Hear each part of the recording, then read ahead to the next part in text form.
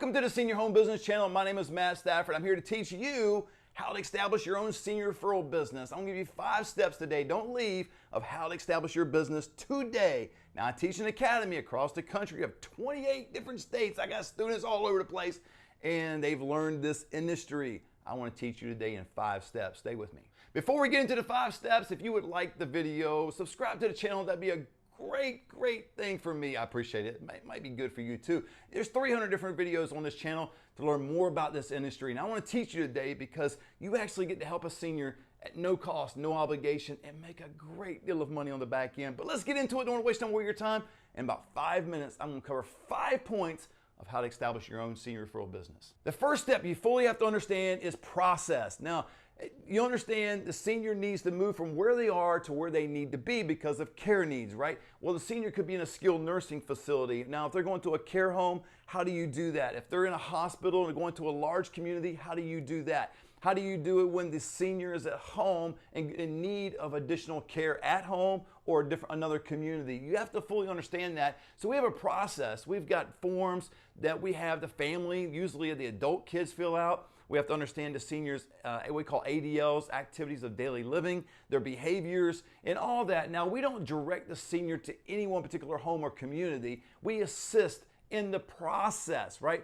We facilitate this. We do research. We do state reviews. Now, I've been doing this long enough where not only do I have state reviews, but I've got some family intel. We've helped several hundred seniors over the years, and family have told me, this community, man, they're great with the care. This community here, the food stinks. They tell me everything from A to Z. Reputation in the community. What is that community's reputation? So there's a lot that goes involved with this, but you've got to understand the process. The second thing you need to fully understand is lead generation. How do you even get leads? That's so important in this business. I've had people come to me 8 months prior, they try to start this business on their own and they could not establish leads. And if you can't get leads, you can't get move-ins. You can't get move-ins, you can't get any money, and you don't have any money, so therefore you have a hobby, right? So you can go on Google, advertise your business, you can get your website out, you go knocking on doors, social workers, discharge planners, a lot of the common things that people do in this industry. There's so many more strategies that are out there. I'll give you one right now, and there's a whole bunch of them in my academy, but here's one that you can learn today. If you get your business established, you fully understand the process, because don't go embarrass yourself and try to get leads and don't know the process, don't have a business, right? But once you have that together, go knock on doors of some independent communities. Establish some rapport, some relationship with the marketing directors there, right? Because typically they can't stay much longer than a certain care level, right? And if you're an independent community, they might have an in-home health agency upstairs, a satellite office. But still, if they transition, that resident transitions into a assisted living, deep into the assisted living area to keep it simple for you, or memory care, they can't stay there. So you want to have that rapport with the marketing director, so when that resident needs to move out, they contact you. The third thing you need to understand is negotiation. How do you negotiate between the resident and the community, right? Because you're representing the resident and you're supporting the community. It's just that's just the thing, right? You're a middleman. You're right in the middle. But why would you even do this? Because some referral agents don't do this because either A, they don't know how to do it, or B, they don't want to do it. Now, they may not know how, and that's one thing, but they don't want to do it because it minimizes your percentage of the amount of money you make. So if you're making 100% of $5,000 and you negotiate that down to $4,000, you just cost yourself $1,000, right? So people don't want to do that. I do it because I'm more of an advocate for seniors. I want to help people. Plus, I've seen this work in my favor through the years because we've done this so many times. People go tell others how we save them money. So what is the art of negotiation? Again, you're representing your client, the resident, and you are supporting the community. So you're right in the middle. So what you want to do is you want to figure out what the resident's overall budget is, overall income, and you want to be able to look at the community and you want to size them up, and you want to be able to talk to the community about the resident, how wonderful they would be for their community, and build that resident up. It's all factual, right? It's all information that you're not just fabricating information, but you are stating facts about why this resident needs to be there, should be there, and you would like them, and you schedule a tour, and you get them together. But in the art of negotiation, you've got to understand that. The fourth area you've got to understand is sales. I know this is more of a customer service position. It really is. It has very little sales, but you need to understand sales too, right?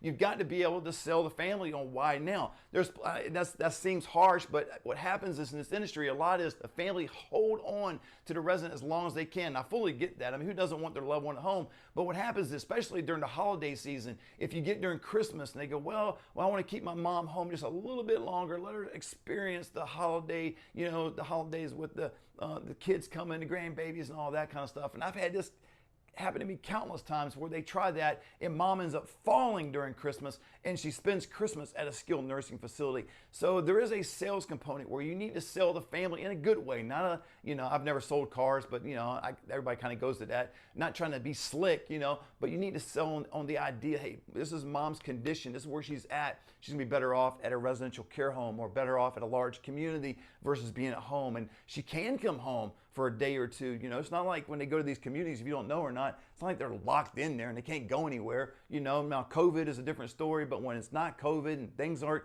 in a frenzy about those different things, yeah, they're more than welcome to come and go, right? So you need to have a little bit of sales about you in the sense of be able to be bold enough to be able to talk with family in a very serious way about their loved one without sounding like you're trying to push them somewhere, because that's not the intent. It should not be the intent, right? Because you're more of an advocate for seniors. You want the best for that senior, and the best for that senior, if it indeed is the community, then they need to make that move sooner than later. Or like many times before, I've had residents, they just fall and they break their hip and they spend 12 more weeks in a skilled nursing facility versus going on to the residential care home or large community and having a nice time and not having that broken hip. The fifth thing you really need to understand is family dynamics. You need to understand, it's a lot of different things that are going on with the resident, right? And you're primarily talking to adult kids, but a lot of times you'll have family members that are outside the immediate area that saw mom last summer at the barbecue and she was fine. Now fast forward 9 months later, she's not fine. She just came out of skilled nursing or still is at skilled nursing, and they don't understand why mom can't go home.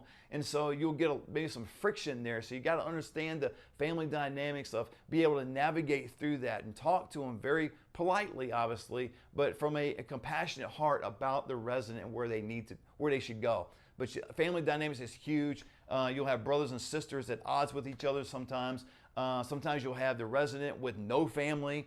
That's a whole nother situation in and of itself. But you got to be comfortable in talking to people and being around people, holding meetings. A lot could be on Zoom or phone, but maybe in person as well. And sometimes that's even best. And when you go on the tours, that's huge for family dynamics, because a lot is said and a lot is done there, right? You walk into a certain place and you get say a family member that's from out of town. I use that because that happens to me a lot. Usually the out of towner doesn't know anything about what's going on. They walk through the tour and they're like, well, this is not a good place for dad. He would hate this. Oh, that's terrible. Look at that. Paint's chipping over there, smells in here, whatever they say, right? They're just trying to be condescending and trying to squash the deal and make sure that dad goes home.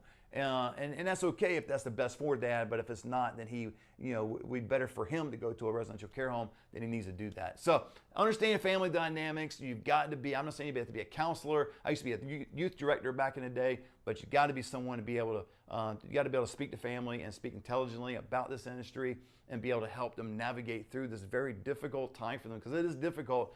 And you're going to be that person that's going to piece everything together. Hope these 5 steps help you out. Hope you get your senior referral business started. I hope you get out there, help seniors. It's wonderful to work out of your house. It's wonderful to be able to help seniors at no cost, no obligation. If you want to know more, you can drop down and watch a 15-minute webinar and all about the Senior Referral Academy.